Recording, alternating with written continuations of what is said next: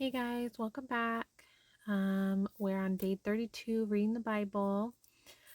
First thing I want to say is thank you so much to the people that commented on yesterday.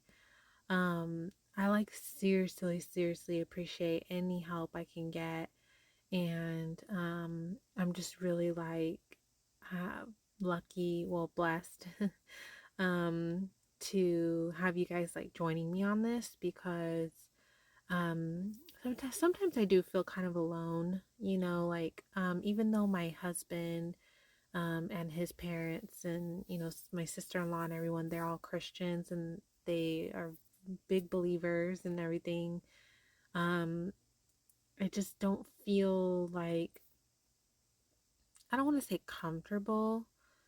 It's just my mother-in-law's a little overzealous. So like as soon as I told her I was reading the Bible, she was just like telling me all of these things and sending me all these videos, and it was just like stuff that wasn't where I'm at. So, just not the right person to be helping me right now. I don't mean it in a bad way. She's just on a different level than I am, and I think it's hard for her to understand me because, she grew up around God. She's been going to church and, reading the Bible and praying for a lot of her life. And, um, this is all very new to me. And, me and her have had very different lives. And so, it's just nice to like have you guys helping me along the way. And I just like really, really appreciate it. And, um, I hope that, these videos help other people that may be like me and like are venturing into learning about God and opening their lives and hearts to Him and reading His Word. And, maybe me and you guys can help others too. So that's my hope. And that was the whole reason I started my YouTube channel, was to help others. Did I think that it was going to go down this route? No, but my one ultimate goal is to help others. And any way I can do that is fine with me. So, I really believe that I don't think I, I know God did not create us humans for us to be stressed and miserable and anxious and depressed and struggling all the time, and to be unhealthy and sinning. And he did not create us to live this way. He didn't intend for us to be this way. And I feel like, we've lost so much of what life should be like for us and what it could be like for us. And it doesn't have to be this like misery and stress and anxiety and overwhelmness and just all this nonsense. And I feel like the more I get to know God and the more I'm praying and the more I'm reading His Word, the more I'm figuring out and realizing, like, more of the way that, like, He originally intended life to be for us. And it's supposed to be beautiful and a blessing. And, you know, um, He provided the food for us, you know, that's supposed to sustain us and make us feel good. And then we decided along the way to create all this unhealthy, terrible foods that we eat every day and consume that just tears our bodies apart. And, all this stress and all these problems and things, like these are all things that we've created along the way that I don't think He intended for these things. Um, to be part of what His true intentions were in the beginning. So, um, I'm definitely on a journey to try and like figure out like, what's a good quality life, and especially one more living closer more to what He intended for us, as close as I can get. Things are different than, Adam and Eve's times. So, I'm trying my best, but I don't know. If you found this video and you're new to my reading the Bible videos, please join me. Let's figure this out together. Let's read the Bible together. Let's get to know God better, bring Him into our lives, get closer to Him, and really just figure out how to make our lives better in any way that we can. Join me. I want that for me. I want it for everyone. As cheesy as it sounds, I want people to be happy and be fulfilled and live their lives, and enjoy it and just have well-rounded, balanced lives, I just I want that for myself and I want that for others. So I'm sorry guys. I'm a little delirious right now because I'm super, super, super tired. But I really do mean that. So please join me. All right, guys, let's get started on today's chapters. We are now on, I don't know if I'm saying this right, but it's Leviticus, I think. I don't know. I'm tried. So I think today's like chapters 5 through 7, I believe. So let's get started. When someone sins in any of these ways, if he has seen, heard, or known about something he has witnessed and did not respond to a public call to testify, he will bear his iniquity.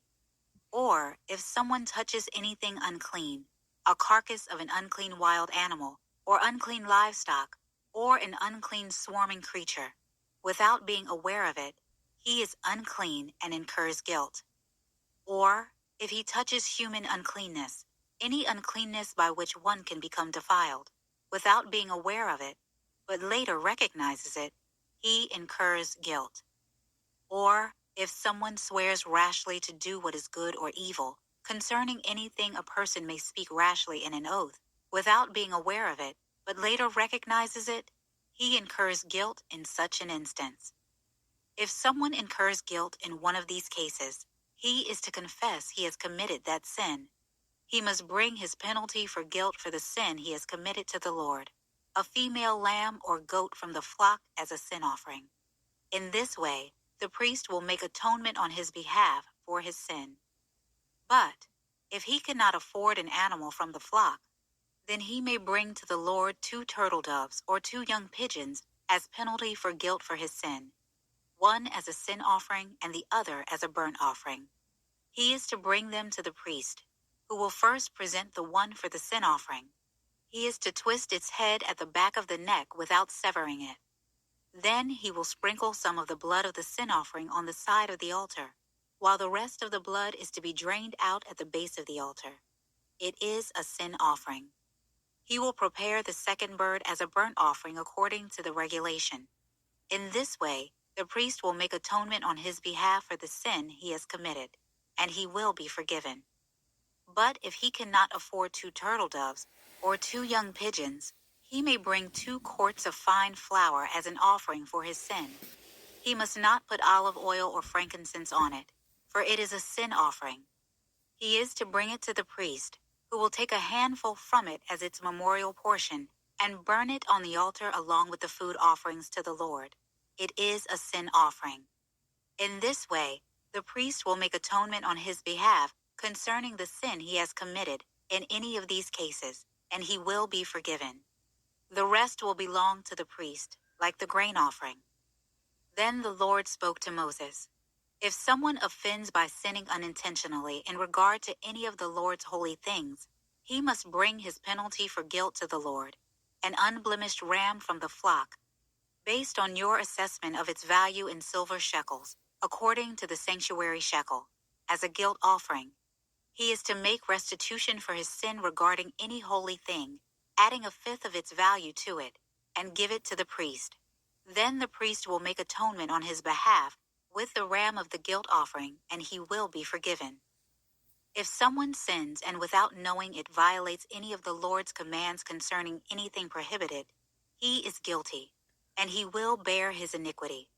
He must bring an unblemished ram from the flock according to your assessment of its value as a guilt offering to the priest. Then the priest will make atonement on his behalf for the error he has committed unintentionally, and he will be forgiven. It is a guilt offering. He is indeed guilty before the Lord. The Lord spoke to Moses. When someone sins and offends the Lord by deceiving his neighbor in regard to a deposit, a security, or a robbery, or defrauds his neighbor, or finds something lost and lies about it, or swears falsely about any of the sinful things a person may do, once he has sinned and acknowledged his guilt, he must return what he stole or defrauded, or the deposit entrusted to him, or the lost item he found, or anything else about which he swore falsely. He will make full restitution for it and add a fifth of its value to it.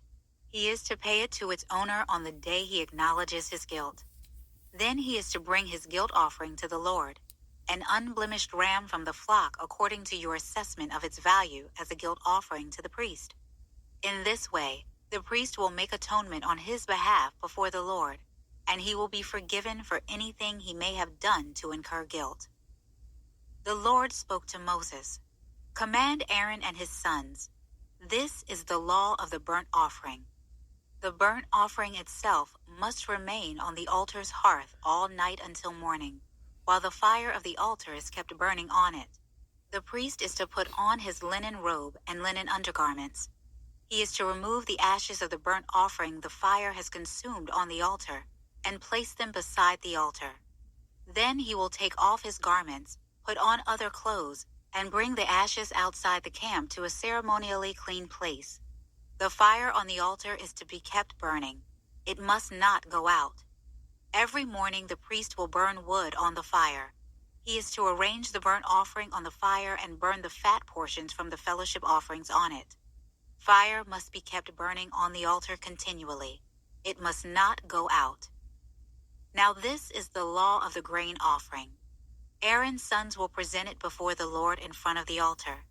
The priest is to remove a handful of fine flour and olive oil from the grain offering, with all the frankincense that is on the offering, and burn its memorial portion on the altar as a pleasing aroma to the Lord.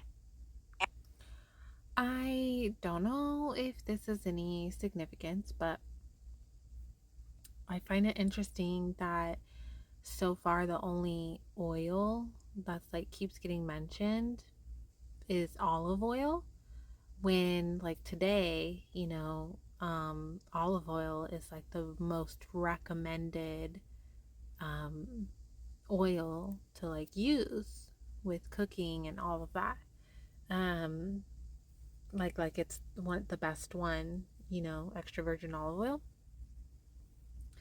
Like, because I'm currently trying to like figure out what's the best things to eat, and like really going more like clean and natural, like just really like getting to the basics of like the foods that God put here on earth. That was what was intended for us to eat. And um and so I'm like doing a lot of like research and reading and trying to figure that out and experimenting with foods and stuff. And um I'm just, I don't know, I just found it super interesting that like olive oil is like the one that keeps getting mentioned over and over and over again. And I wonder if like that's like the best, one um in God's eyes too, like um I don't know, maybe I'm like overthinking it. I'm a little I'm very tired right now, but I don't know, it's just a thought I had. Um like yeah, I'm just, let's keep going. I'm not making any sense right now. Aaron and his sons may eat the rest of it. It is to be eaten in the form of unleavened bread in a holy place. They are to eat it in the courtyard of the tent of meeting. It must not be baked with yeast. I have assigned it as their portion from my food offerings. It is especially holy. like the sin offering and the guilt offering. Any male among Aaron's descendants may eat it. It is a permanent portion throughout your generations, from the food offerings to the Lord. Anything that touches the offerings will become holy. The Lord spoke to Moses.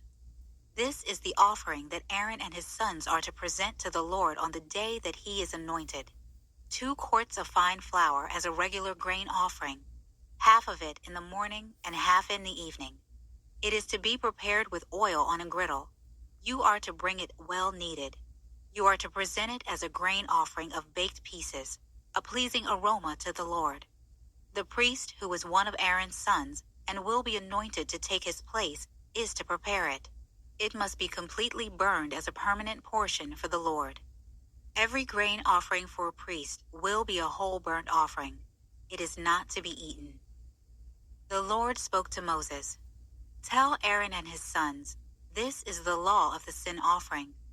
The sin offering is most holy, and must be slaughtered before the Lord at the place where the burnt offering is slaughtered.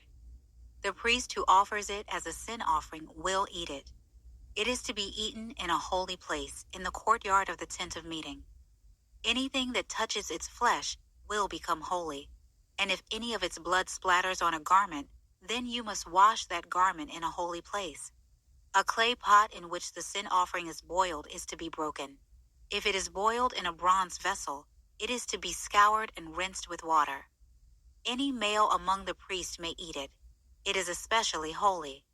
But no sin offering may be eaten if its blood has been brought into the tent of meeting to make atonement in the holy place. It must be burned. Now this is the law of the guilt offering. It is especially holy. The guilt offering is to be slaughtered at the place where the burnt offering is slaughtered, and the priest is to splatter its blood on all sides of the altar.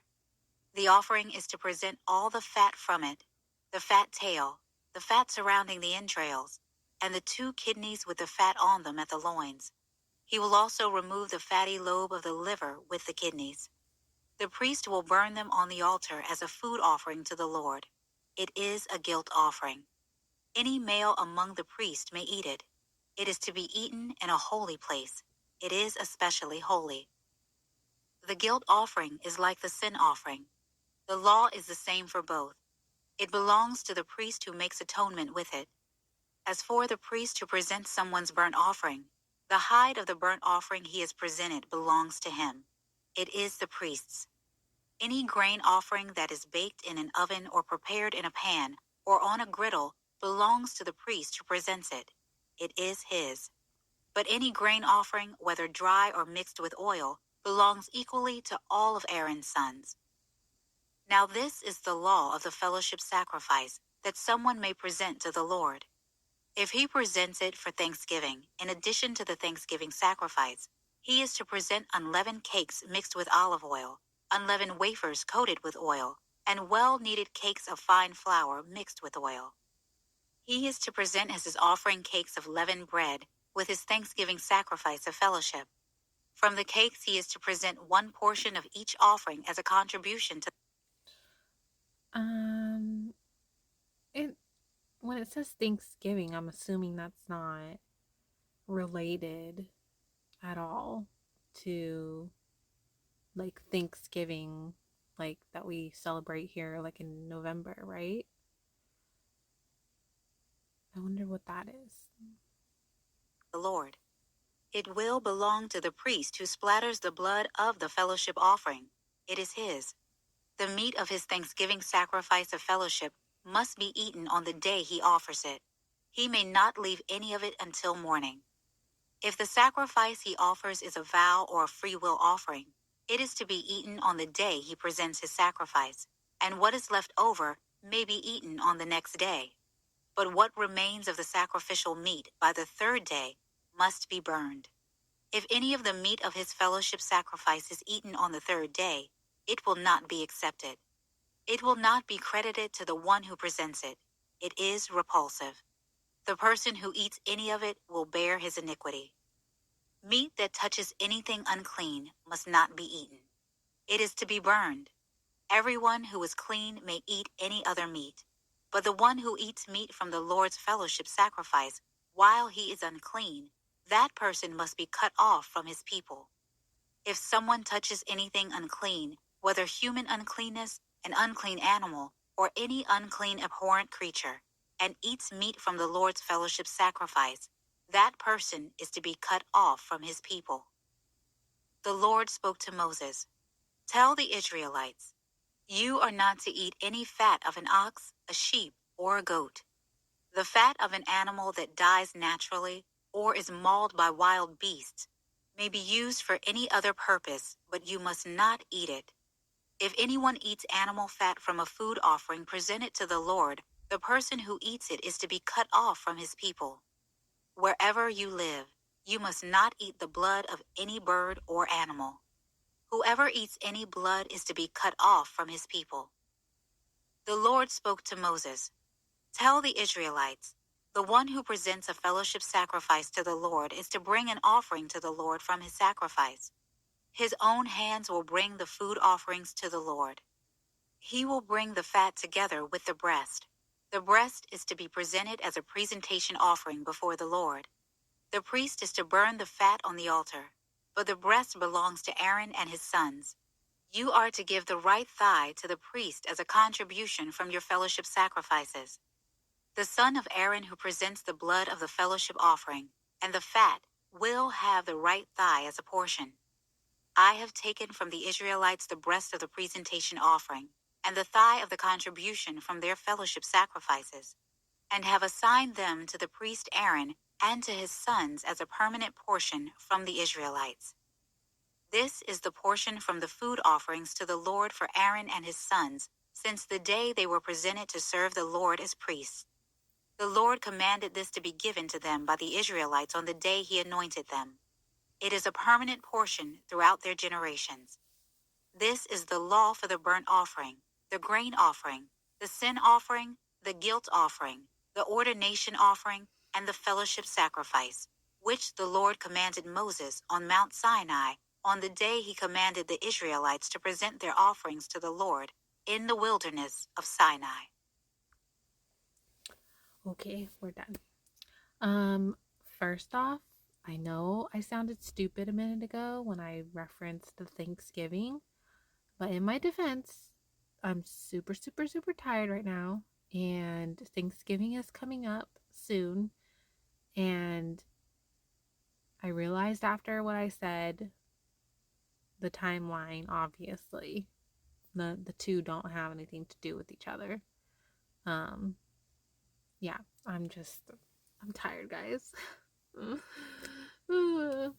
Please, anyone out there, pray for my my sweet little lovely 10-month-old daughter to please sleep longer than 1 to 2 hour stretches, because man, I'm having a hard time.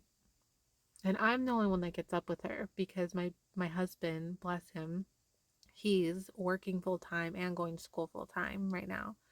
So, I stay home with her and I do everything, and then I get up with her every night. So I'm tired, guys. I'm so tired. It's hard. Like, only getting like an hour or two of sleep at a time. And like, I feel like after so long, it's just like it starts to mess with my head and my brain, and I just like don't function as well. So yeah, I could use just a just like 4 or 5 hours straight would be nice. I think I'd feel a little better. But anyways, guys, well, that was today's chapters, and um I'm gonna be completely honest, I wasn't fully like um understanding some of it, but that's okay, because I know that there's people who are reading the Bibles like multiple times, and they do Bible study or they discuss it with other people, like it's a lot. it's a lot to like take in, you know, like there's a lot of messages, a lot going on, a lot happening, a lot to really understand. So I'm not gonna like beat myself up because I didn't fully grasp everything that was going on today. Um, but my gathering is it's just, you know, the rules surrounding offerings here, you know, the multiple offerings. So, you know, I got the gist of it. But anyways, guys, I'm gonna go finish my bedtime routine so I can get to bed because I'm very tired. And tomorrow I'm gonna try really hard to do my chapters during one of my daughter's nap times so that I'm not waiting so late at night to do this. Um, so like I said, just please pray for me. I just need like a good solid, just deep, you know, sleep for like 4 hours would be great, you know, would be great. So there's that. Okay, guys, join me for tomorrow. Good night.